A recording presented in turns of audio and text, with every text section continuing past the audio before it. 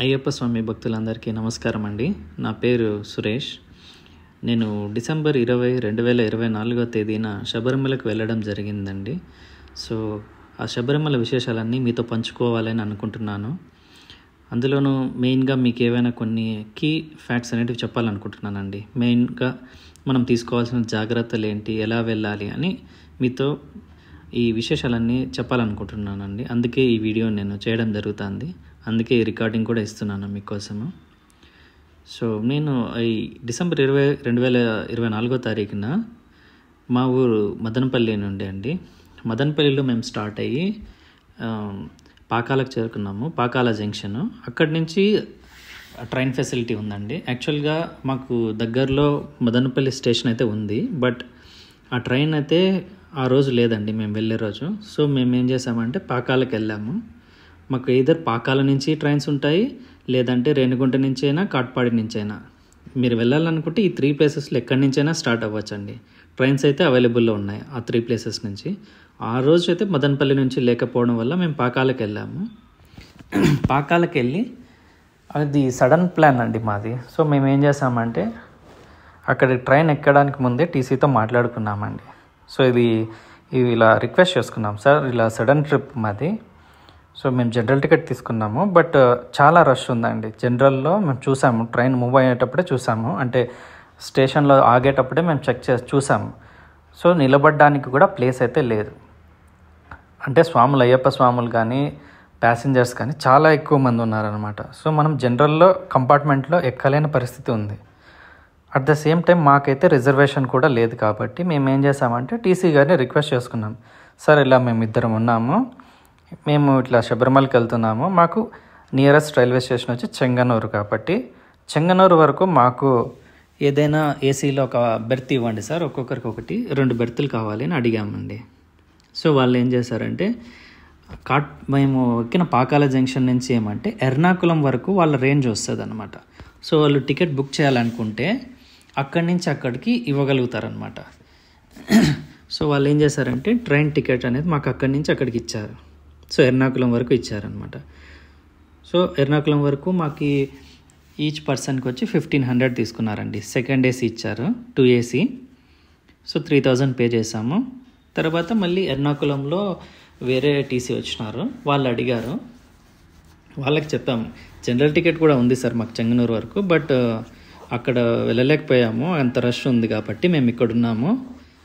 So మాకు ఏమైనా ticket ఇస్తే ఇక్కడ నుంచి నెక్స్ట్ 3 స్టాప్స్ అండి. బై స్టాండ్ కూడా నిలబడుకోవచ్చు, బట్ ఎందుకు అంత పొద్దున్న అనేసి మేము మళ్ళీ వాళ్ళకి ఒక 500 పే చేసి మేము వచ్చి చెంగనూరు వరకు వెళ్ళామండి.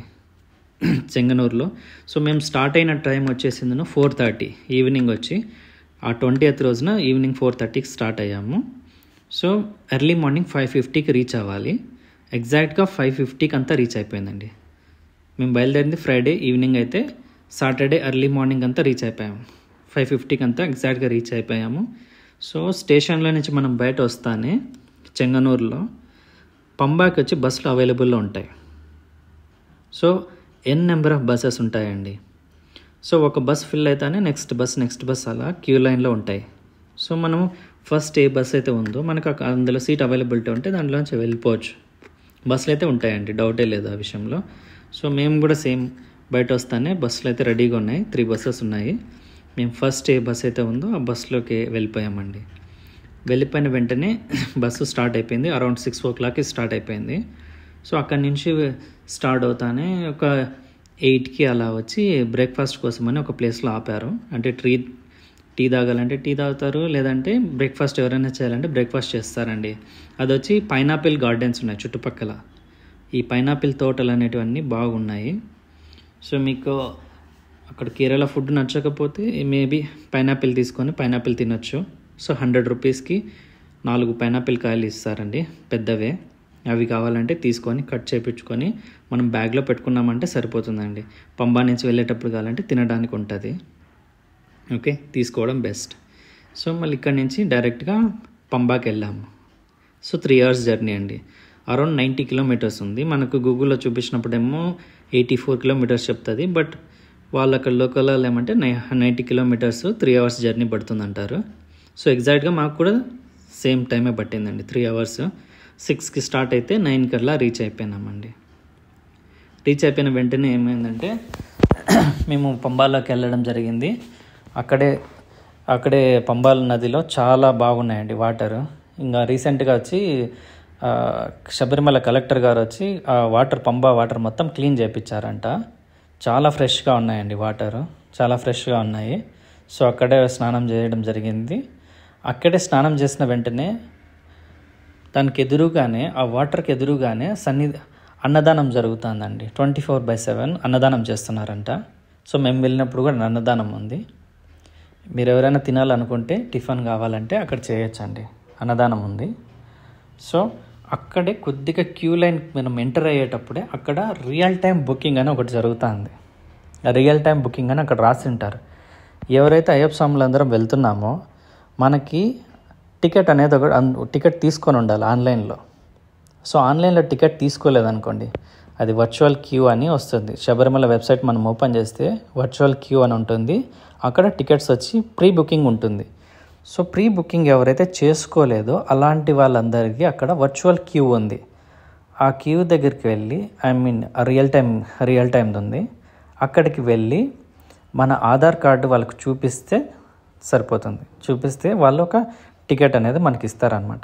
సో ఆ వర్చువల్ అది రియల్ టైం బుకింగ్ కొనేసి మినిమం 1 అవర్ పడుతుందండి, చాలా టైం పడుతుంది. సో అయ్యప్ప స్వాములు ఏం చేయాలంటే ముందుగానే బుకింగ్ చేసుకుంటే చాలా బెస్ట్. ఎందుకంటే అక్కడ దాదాపుగా 1 అవర్ సేవ్ అయిపోతుందండి. మాకు ఆల్మోస్ట్ ఒక 2 అవర్స్ పట్టింది ఆ టికెట్ మేము బుక్ చేసుకోవడానికి. మేము పైకి దర్శనానికి ఆ టికెట్కి మాత్రమే మాకు 2 అవర్స్ పట్టిందండి. సో ఆ టికెట్ తీసుకున్న తర్వాత మనము మామూలుగా స్టార్ట్ అవుతామండి. స్టార్ట్ అయినప్పటి నుంచి పైకి వెళ్ళడానికి దాదాపుగా ఒక 2 కిలోమీటర్స్ ముందే నుంచే స్టాప్ చేస్తారండి. 2 కిలోమీటర్స్ 3 కిలోమీటర్స్ నుంచే స్టాప్ చేసేసినారు. సో అయ్యప్ప స్వామి భక్తులు ఎక్కువగా ఉండడం వల్ల అక్కడ కంపార్ట్మెంట్స్లో స్టాప్ చేస్తూ వస్తారండి. కంపార్ట్మెంట్ వైజ్ ఉన్నాయి కదా. కంపార్ట్మెంట్ అని నేను అంటున్నానంటే దాని అర్థం ఏంటంటే గేట్ వేసింటారండి. మామూలుగా మనకి వెహికల్స్ వెళ్ళడానికి ఎట్లయితే గేట్ వేస్తారో అక్కడ కూడా భక్తులు వెళ్ళడానికి ఒక గేట్ వేస్తారనమాట. సో ఫస్ట్ గేట్ వాళ్ళని పంపించేసిన తర్వాత మన గేట్ తీసి మనల్ని అట్లా పంపిస్తూ వస్తారనమాట. అలా గేట్స్ వచ్చి చాలా ఉన్నాయి. మీరు ఎన్నో గేట్లో ఉన్నారో చూడాలనుకుంటేనా మీరు వెళ్ళేటప్పుడు రైట్ సైడ్లో ఆ గేట్ నెంబరు, ఆ కాంప్లెక్స్ నెంబర్ కనిపిస్తుందండి. సో లాస్ట్ వచ్చేసరికి 1A వచ్చిందంటే అది లాస్ట్ గేట్ అనమాట. సో చాలా టైం అయిపోయిందండి.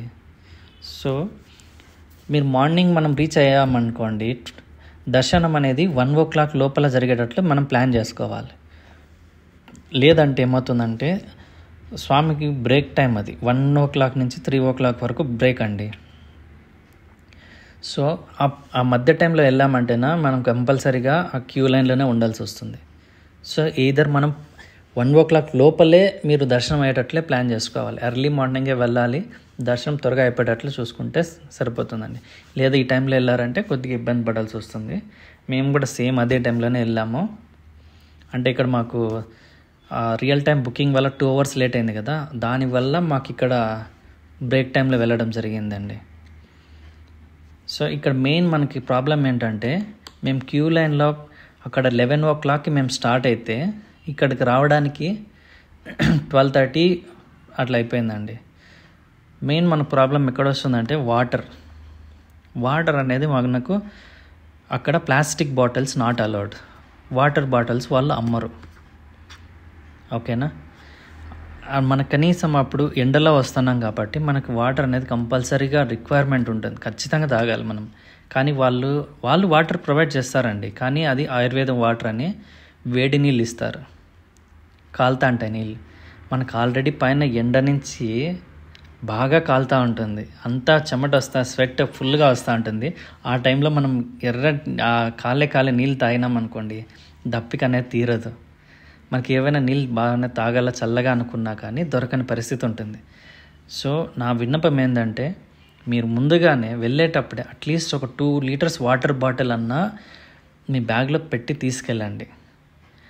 మళ్ళీ తినడానికి కూడా మనం ఆగే ప్లేస్లలో మనకు ఫుడ్ దొరుకుతుందని గ్యారెంటీ అయితే లేదు. కొన్ని ప్లేస్లలో ఉంటాయి, వాళ్ళ ఫుడ్ ఉంటుంది, ప్లస్ పరోటాలు అవి ఉంటాయి. మనం అక్కడ క్యూ లైన్లో మనం దర్శనం ఫాస్ట్గా చేసుకోవాలనే ఆ ఇంటెన్షన్తోనే ఉంటాం, కానీ తినాలనే ఇంటెన్షన్ మనకు ఉండదు. అలాంటప్పుడు కనీసం మన బ్యాగ్లో 1 కేజీ యాపిల్స్ కానీ లేదా ఆరెంజెస్ కానీ ఏదో ఒకటి, మీరు ఏదైతే తింటారో ఏదో ఒక ఫ్రూట్స్ మీ బ్యాగ్లో వేసుకొని ఉన్నారనుకోండి, ఆ ఫ్రూట్స్ తింటా ఆ మామూలు మీరు తెచ్చుకున్న 2 లీటర్స్ వాటర్ తాక్కుంటా అయితే హ్యాపీగా వెళ్ళిపోవచ్చు. లేదంటేనా అక్కడ వాటర్ దొరకదు కాబట్టి మీరు ఏం చేయాలంటే సోడాలు ఇస్తూ అంటారండి, సాల్ట్ వేసినది కానీ స్వీట్ సోడాలు ఇస్తారు. వాటికి వచ్చి 20 రూపీస్ 30 రూపీస్ అలా ఛార్జ్ చేస్తారు. అవి తీసుకొని తాగినా కానీ మనకు దప్పిక అనేది తీరదండి ఆ ఎండకి. పోనీ ఆరెంజ్ జ్యూస్ ఇలాంటివి తీసుకున్నారంటేనా అవి ఒక 60 రూపీస్ అవుతుంది. ఇక్కడ అమౌంట్ మ్యాటర్ కాకపోయినా మనకు అనేది దప్పిక అయితే తీరదండి, అదైతే కన్ఫామ్. పోనీ బనానా తీసుకున్నామంటే దారిలో పోతా ఫాస్ట్గా తిన్నామన్నా కానీ ఆ బనానా అయినా 20 రూపీస్ అవుతుంది, మీకు కడుపు నిండదండి.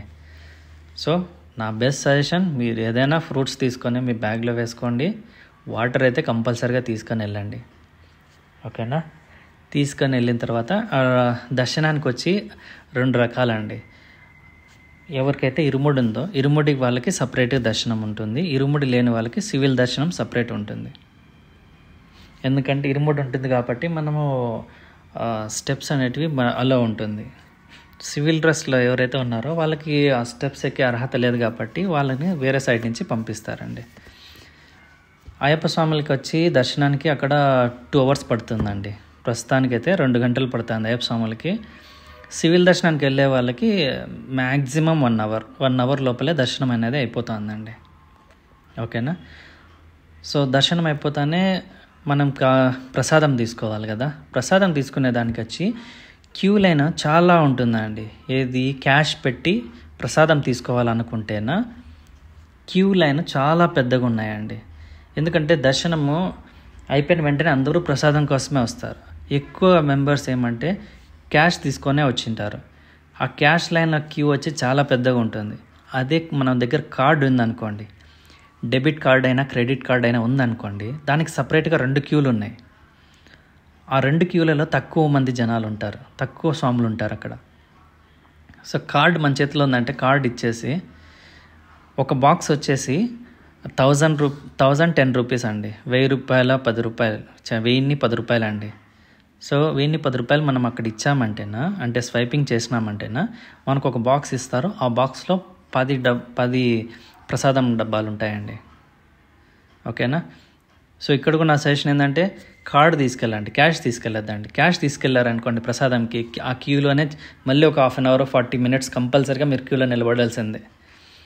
మనకు అంతే రిస్క్ ఎందుకు అనుకున్నారంటే ఒక కార్డు చేతిలో పెట్టుకోమండి, ఆ కార్డులోనే అక్కడ అమౌంట్ స్వైపింగ్ చేయమని చెప్పండి, సరిపోతుంది, తీసేసుకోవచ్చు. ఓకే? ప్రసాదం తీసుకున్న తర్వాత మీరు అక్కడే కావాలంటే హోటల్స్ ఉన్నాయి. మెయిన్గా మనకు ఫుడ్ కన్నా స్నాక్స్ ఎక్కువ దొరుకుతాయి. ఏమైనా మిరపకాయ బజ్జీలు అంటే వడలైనా, కాఫీ టీ అలా ఏమైనా స్నాక్స్ తీసుకునేసి మళ్ళీ రిటర్న్ స్టార్ట్ అయిపోతామండి. వచ్చిన వే ఒకటి ఉంటుంది, రిటర్న్ వే అనేది ఇంకొకటి ఉంటుందండి. వాళ్ళు వదిలేది వచ్చి రిటర్న్ వే ఇంకొకటి ఉంటుంది పంబాకి వెళ్ళేదానికి. సో ఆ రిటర్న్ వేలో పంబాకు వస్తాము. పంబాకు వచ్చినప్పటి నుంచి ఇక్కడ ఫ్రీ బస్సులు ఉన్నాయండి. మనం పంబా నుంచి పంబా బస్ స్టాండ్కి వచ్చేసి 300 meters అని చెప్తారు మామూలుగా, కానీ నా గెస్ కరెక్ట్ అయితే ఒక 1/2 kilometer పైన ఉందండి డిస్టెన్స్. 1/2 kilometer 1 kilometer అయినా కానీ మీరు నడిచే అవసరం లేదు. స్పెషల్ బస్సులు ఉన్నాయి, ఫ్రీ బస్సులు అండి, అది ఫ్రీ బస్. ఓకే? ఆ ఫ్రీ బస్ మీరు ఎక్కినారంటే చాలు, ఇక్కడ మీరు పంబా వాటర్ నుంచి పైకి వస్తారు కదా, అక్కడి నుంచి పంబా బస్ స్టాండ్కే, పంబా బస్ స్టాండ్ ఆ 1 kilometer అయినా అది 1/2 kilometer అయినా డిస్టెన్స్ కూడా నడిచే పని లేదు. ఫ్రీ బస్ ఎక్కినారంటే వాళ్ళే అక్కడ డ్రాప్ చేస్తారు. సో అక్కడ డ్రాప్ చేసినప్పటి నుంచి మీకు బస్సులు అవైలబుల్లో ఉంటాయండి. చెంగనూరుకి వెళ్ళాలంటే చెంగనూరుకి వెళ్తారు, కొట్టాయం వెళ్ళాలంటే కొట్టాయం వెళ్తారు, ఎర్నాకుళం అయినా ఎర్నాకుళం, అది మీ ఇష్టం. మీకు రిటర్న్ ట్రైన్ ఎక్కడి నుంచి అయితే ఉందో అక్కడ ఆ ప్లేస్కి సంబంధించిన బస్సులు మీకు అక్కడ ఉంటాయండి. నీకు ఆల్రెడీ ట్రైన్ ఎక్కడ బుక్ చేయలేదనుకుంటే మీరు ఏదో ఒక ప్లేస్కి వెళ్ళి ఎక్కాలి. లేదు అనుకుంటే బస్సే వెళ్ళాలనుకోండి, అక్కడ చెన్నై బస్సు ఉంటుంది. మన సైడ్ వాళ్ళకి వెళ్ళాలంటేనా, ఇప్పుడు మదనపల్లి వెళ్ళాలనుకోండి, చెన్నై బస్సు అక్కడే ఉంటుంది. ఏసీ బస్సులు ఉన్నాయి. అక్కడి నుంచి హ్యాపీగా లగ్జరీ బస్సు ఎక్కి స్లీపర్ టికెట్ తీసుకొని రావచ్చు. కృష్ణగిరిలో కావాలంటే దిగేసి కృష్ణగిరి నుంచి మళ్ళీ మనకు ట్రాన్స్పోర్టేషన్ బాగుంది. సో ఇక్కడ వేరే బస్సెస్ నుంచి మనం వచ్చేయచ్చండి. ఓకేనా? లేదు అనుకుంటే ఆ చెన్నై బస్ మనకు దొరకలేదంటే సింపుల్గా ఎర్నాకుళం రావాలి. ఎర్నాకుళం బస్సెస్ ఉన్నాయి అవైలబుల్లో. సో ఎర్నాకుళంకి వచ్చి 5 hours జర్నీ అండి. అక్కడి నుంచి పంబా నుంచి ఎర్నాకుళం రావడానికి 5 hours టైం పడుతుంది. ఎర్నాకుళంకి వచ్చేయచ్చు. ఎర్నాకుళం నుంచి మనకు బస్సెస్ అవైలబుల్లో ఉన్నాయి. బెంగళూరుకి రావాలంటే బెంగళూరుకి వచ్చి బెంగళూరు నుంచి మదనపల్లికి వచ్చేయచ్చు. లేదంటే మల్టిపుల్ ఏ టౌన్స్ పోలా అక్కడి నుంచి ఎర్నాకుళం నుంచి మ్యాక్సిమం సర్వీసెస్ ఉన్నాయండి. కొచ్చిన్ ఎయిర్పోర్ట్ వచ్చి జస్ట్ ఒక 35 kilometers ఉంది డిస్టెన్స్ అండి ఎర్నాకుళం నుంచి. మేమైతే సేమ్ ఎర్నాకుళం వచ్చినాము. ఎర్నాకుళం నుంచి 35 kilometers. జస్ట్ మేము ఓలా, ఊబర్ ఈ సర్వీసెస్లు అన్నీ ఉన్నాయండి. మేము ఊబర్ బుక్ చేసుకున్నాము, ఎయిర్పోర్ట్కి వెళ్ళాము. కొచ్చిన్ ఇంటర్నేషనల్ ఎయిర్పోర్ట్ ఉంది కదా, సో అక్కడికి వెళ్ళాము. అక్కడ డొమెస్టిక్ ఫ్లైట్ ఆల్రెడీ బుక్ చేసుకొని ఉన్నామండి మేము కొచ్చిన్ నుంచి బెంగళూరు ఎయిర్పోర్ట్కి. సో అక్కడికి వెళ్ళాము, ఫ్లైట్ ఎక్కినాము. 5:50కి అండి, 5:50కి ఫ్లైట్ ఉండేది. తెల్లవారుజామున 5:50కి ఆ ఫ్లైట్ ఎక్కాము. ఇక్కడంతా 7 లోపలే వచ్చేసినాం బెంగళూరుకి. ఇంకా బెంగళూరు నుంచి మామూలుగా మనకు బస్సెస్ అవైలబుల్లో ఉన్నాయి కాబట్టి మదనపల్లికి రీచ్ అయిపోయినాము. ఓకే, సో ఇక్కడ మెయిన్గా గుర్తుపెట్టుకోవాల్సిన పాయింట్స్ ఏంటంటే టికెట్ అయితే బుక్ చేసుకోవాలి first thing. Okay, online ticket అనేది ఇక్కడి నుంచే బుక్ చేసుకొని వెళ్ళాలి. ఓకే, బుక్ చేసుకోలేదంటే ముందుగానే వెళ్ళి అక్కడ క్యూ లైన్లో ఉండాలి. క్యూ లైన్లో వెళ్ళి ఆ రియల్ టైం బుకింగ్ అనేది చేసుకోవాలి. మీ చేతిలో ఆధార్ కార్డు ఉండాలి. ఆధార్ కార్డ్ అట్లీస్ట్ జిరాక్స్ అయినా ఉండాలి. లేదంటే ఒక కాపీ అయినా మీ మొబైల్లో ఉండాలి. చూపించాలండి వాళ్ళకి. మీరు ఈ ఆధార్ కార్డ్ అనేది వాళ్ళకి చూపించాలి. వాళ్ళ నెంబర్ ఎంటర్ చేసుకుంటారు అంతే. మీ దగ్గర జిరాక్స్ లేదన్నా ఫీల్ అవ్వాల్సిన పని లేదు. జస్ట్ మొబైల్లో చూపించండి సరిపోతుంది అంతే. వాళ్ళు ఇచ్చేస్తారు. అక్కడ ఎక్కువ లేట్ కాకోకుండా చూసుకోవాలి. పైకి వెళ్ళేటప్పుడు కంపల్సరీగా ఇక్కడి నుంచే వాటర్ తీసుకెళ్ళండి. మనం ఎక్కడైతే స్టార్ట్ అవుతున్నారో మీరు అక్కడి నుంచే ఒక 2 liters వాటర్ బాటిల్ ఎక్స్ట్రా ఉండాలి. ఏదైనా ఫ్రూట్స్ వచ్చి మీరు తినేంత ఫ్రూట్స్ అయితే ఆ బ్యాగ్లో పెట్టుకొని వెళ్ళండి. ఎక్కువ లగేజ్ అయితే తీసుకుపోద్దండి. ఎందుకంటే మనం నడిచే పని కాబట్టి ఎక్కువ బరువు పెట్టుకున్నారంటే చాలా ఇబ్బందిగా ఉంటుంది. సో ఎక్కువ లగేజ్ తీసుకోకుండా కొద్దిగా తక్కువ లగేజే, అవసరమైన లగేజే తీసుకుపోండి. లేదు నేను లగేజ్ ఇక్కడ పంబాలో పెట్టేసి నేను మామూలుగా నడుచుకొని పోతానన్నారు అనుకోండి, ఆ ఫెసిలిటీ ఉంది. కానీ ఆ లగేజ్ పెట్టడానికి క్యూ అయితే చాలా పెద్దగా ఉన్నాయండి. స్వాములు చాలామంది వస్తున్నారు ఈ సీజన్లో కాబట్టి మీరు అక్కడ లగేజ్ నేను పెడతాను అంటే అక్కడ ఆ క్యూలో మళ్ళీ మీకు 1 hour టైం వేస్ట్ అవుతుంది. ఖచ్చితంగా టైం వేస్ట్ అవుతుంది. లగేజ్ తక్కువైనా తీసుకుపోవడమే చాలా ఉత్తమం అండి. ఓకే, మీ మెయిన్ థింగ్ ఒక టికెట్ ఉండాలి, ఫ్రూట్స్ ఉండాలి, వాటర్ ఉండాలి, ప్లస్ మీ చేతిలో ఒక కార్డు ఉండాలి. అక్కడ ప్రసాదం తీసుకోవాలన్నప్పుడు మీ చేతిలో ఒక కార్డు ఉండాలి. ఈ 4 మెయింటైన్ చేసుకుంటూ పోయినారంటే ఏ ఇబ్బంది లేకుండా ఫ్రీగా హ్యాపీగా వచ్చేయచ్చండి దర్శనానికి. దర్శనం అయితే చాలా బాగా అవుతుందండి. దేవుడు అయితే బాగా దగ్గర నుంచి బాగా చూపిస్తున్నారు. మల్టిపుల్ క్యూస్ లైన్లో ఉన్నా కానీ దేవుడి దర్శనం అయితే బాగా హ్యాపీగా జరుగుతుంది. మాకు కూడా చాలా బాగా జరిగిందండి. ఇంతే అండి. ఏమైనా డౌట్స్ ఉంటే మీరు కామెంట్ సెక్షన్లో అడగచ్చు. సో నాకు వీలైనంతగా నేను చెప్పగలుగుతాను, సమాధానం ఇచ్చేదానికి నేను ట్రై చేస్తానండి. Thank you so much.